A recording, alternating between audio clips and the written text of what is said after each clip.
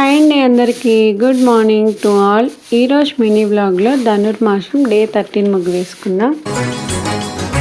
చినుకు తడికి చిగురు తొడుగు పూవమ్మా,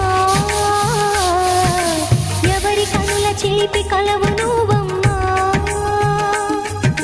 నువ్వలే మనసు పడు పాదమా, ఊహలే ఉలికి పడు ప్రాయమా,